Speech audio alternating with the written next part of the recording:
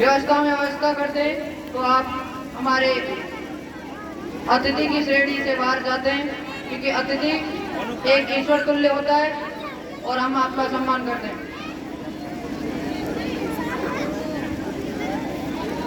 Arun sir जी से मैं आग्रह करूंगा कि अपने नाटक को जल्दी, सभी जो भी पात्र हैं उन्हें जल्दी मंच पर लेके आए, क्योंकि समय का विलंब होता जाता है। अभी कार्यक्रम हमारे बहुत शेष हैं, बहुत सुंदर सुंदर नाट्य हैं। जब सीता जी वन में बहुत देर हो जाती है रोते रोते, तो मुनि की कानों में आवाज जाती है। तो मुनि कहते हैं ये मानव स्त्री की आवाज, ये कहां से जंगल में आ रही है। तो मुनि उस जंगल में खोजते खोजते उन सीता जी के पास पहुंच जाते हैं और सीता जी से वो पूछते हैं, कैसे बेटी तुम कैसे यहाँ पर आई और क्यों आई हो और किस कौन तुम्हें यहाँ छोड़ के चला गया है। तो आप देखिए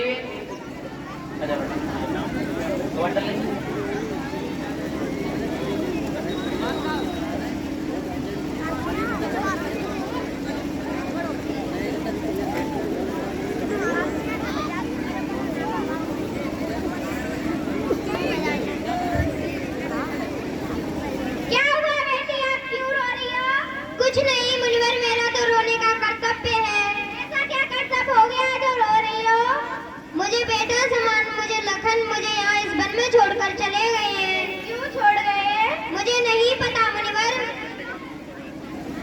वो भी इस गर्भावस्था में?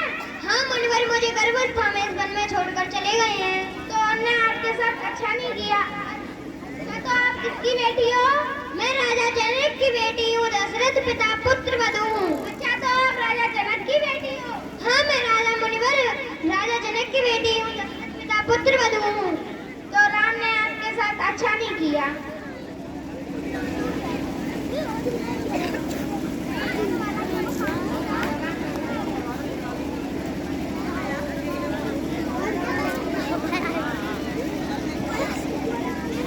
आपका तो बहुत अच्छा नसीब है। आपके तो दो जुड़वे बेटे होंगे। अगर मेरा अच्छा नसीब होता तो मैं यहाँ वन में नहीं होती। नहीं नहीं बेटा, ऐसी कोई बात नहीं।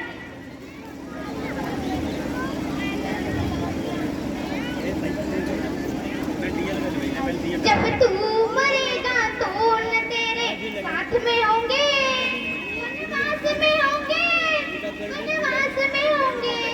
तेरे दो कब्र होंगे, वनवास में होंगे।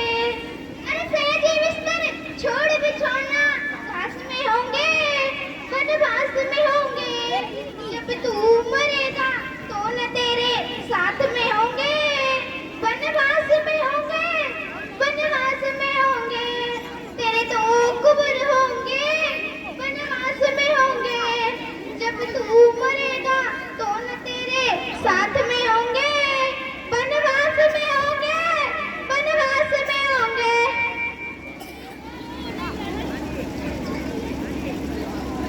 चलो बेटी, चलो बेटी मेरी कुटिया पर चलो, आपको वहाँ कोई परेशानी नहीं होगी। ठीक है मुनिवर, मैं आपके साथ आपकी कुटिया पर चलती हूँ। तो चलो।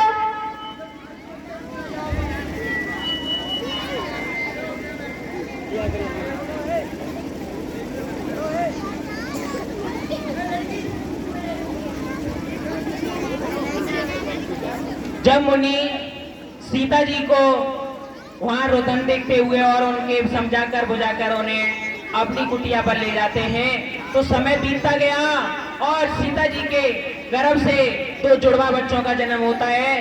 तो मुनि उनका नामकरण भी कर देते हैं। एक का नाम रख देते हैं लव, तो दूसरे का रख देते हैं कुश।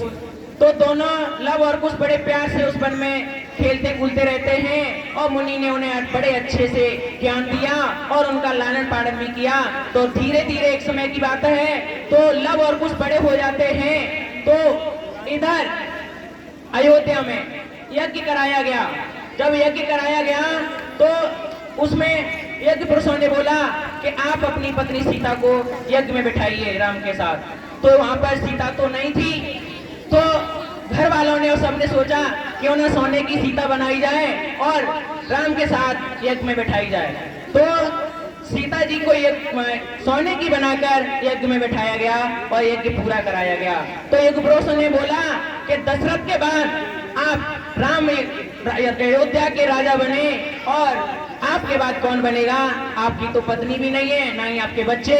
तो युग पुरुषों ने बोला कि आप यज्ञ का अश्व छोड़िए, पर जंगल में या वन में कोई अगर इसे पकड़ेगा या तो इसे पकड़ेगा नहीं, अगर वो पकड़ेगा तो वो महान पुरुष होगा या तो और तुमसे युद्ध करेगा। अगर युद्ध में वो तुमसे पराजित हो जाता है, हार जाता है, तो वो ये समझ लीजिए निर्णय, और जो जीत जाता है तो उसे अयोध्या का राजा बनाया जाएगा। तो यज्ञ पुरुषों ने घोड़ा छोड़ा गया, तो घोड़ा को लव और कुश पकड़ लेते हैं बड़े देखिए प्यार से।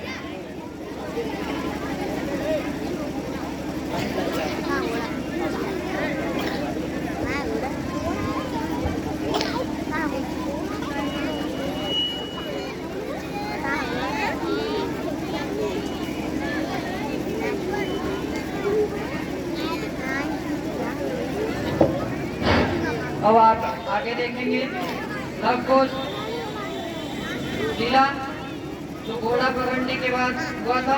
एक बार आने वाले पात्रों का मैं जोरदार तालियों से स्वागत करना चाहूंगा। तो अश्व का घोड़ा छोड़ा गया और उसे लव कुश पकड़ लेते हैं। तो उसके बाद सेना आती है, कहती है कि हे बालक, आपने ये घोड़ा पकड़ा है, आप इसे छोड़ दीजिए।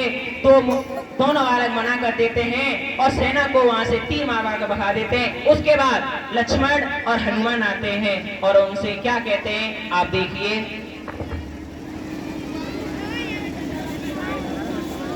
हे मूर्ख बालक, हमारे अश्व को छोड़ दे। नहीं नहीं, हम नहीं छोड़ेंगे। क्यों नहीं छोड़ोगे? हमने इसे पकड़ा है। आप इसका नाम जानते हो? हाँ जानते हैं। तो ठीक है।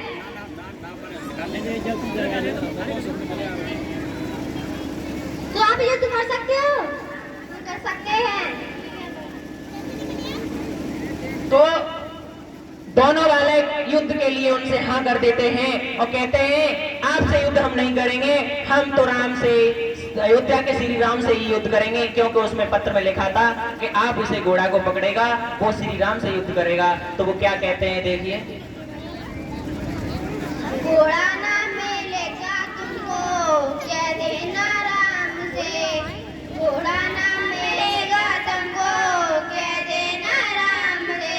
हम नहीं घबराने वाले, कह देना राम से।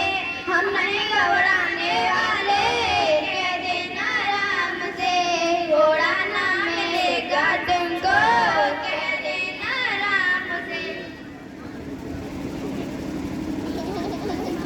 हे मूर्ख बालक, तू राम से क्या युद्ध करेगा? हमसे युद्ध कर ले।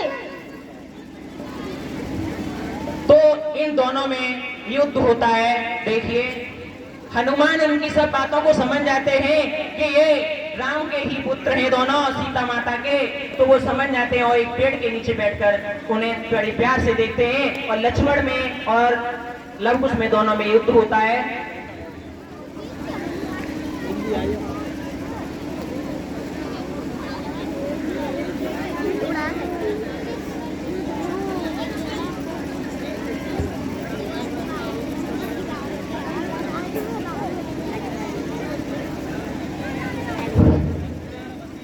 बहुत ही सुंदर सा दृश्य लव कुश और शेषावतारी लक्ष्मण के बीच घोड़े की वजह से युद्ध होता है, जो आप मंच पर छोटे मोटे नन्हे कलाकारों द्वारा प्रस्तुत किया जा रहा है। इनके मनोसान के लिए मैं जोरदार तालियों के स्वागत। हमारे नन्हे मुन्ने कलाकार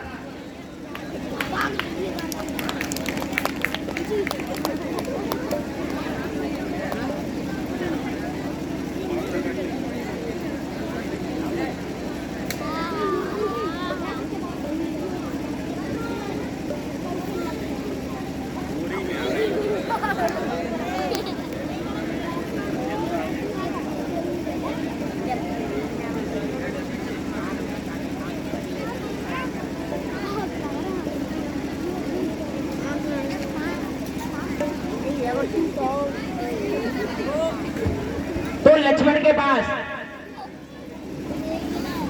हनुमान खत्म हो जाते हैं तो और लवकुश के पास बाकी रह जाते हैं, लवकुश चलाते रहते हैं तो लक्ष्मण वहीं पराजित हो जाते हैं और फिर उसके बाद खड़े हो जाते हैं और कहते हैं हे बालक, तुम किसके बालक हो?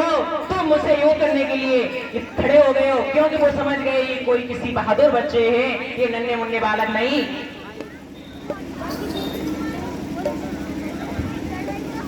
हे बालक, तुम किसके बालक हो? हम वन माता के लाल हैं।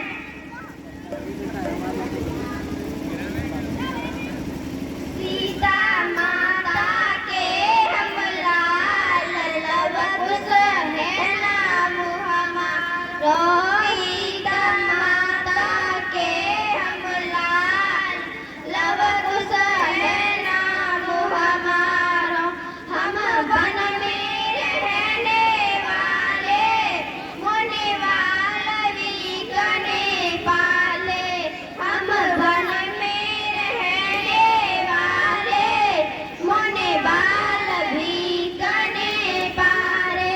हमें कुछ ना पिता को ध्यान, लवकुश है नाम हमारो। अरे हमें कुछ ना पिता को ध्यान, लवकुश है नाम हमारो। हम सीता माता के लाल, लवकुश है नाम हमारो। अरे हमने यश को पकड़ा, इसकी लगाम पर टका को देखा। हमने यश को पकड़ा, इसकी लगाम पर टका को देखा। अरे अब युद्ध करो तैयार, लवकुश है नाम हमारो। अरे अब युद्ध करो तैयार, लवकुश है नाम हमारो। सीता माता के हम लाल, लवकुश है नाम हमारो। यदि इच्छा होए तुम्हारी, यदि इच्छा होए तुम्हारी, तो लगी करो तैयारी। यदि इच्छा होए तुम्हारी, तो लगी करो तैयारी। हम मारेंगे और मरेंगे, लड़ने से नहीं डरेंगे। हम मारेंगे और मरेंगे, लड़ने से नहीं डरेंगे। सीता माता के हम लाल, लवकुश है नाम हमारो। सीता माता के हम लाल, लवकुश है नाम हमारो। ये नन्हे मुन्ने बच्चे हैं, सेकंड क्लास की ये छात्रा है। ये छोटी मोटी है, इसी वजह से इसमें थोड़ी बहुत गड़बड़ हो रही है और ये कहने में थोड़ी बहुत झिझका रही है, इसे थोड़ी बहुत आप तब लक्ष्मण में और लवकुश में युद्ध होता है तो लक्ष्मण को पराजित कर देते हैं। लक्ष्मण इनको पूछताछ करके और उसके बाद फिर हनुमान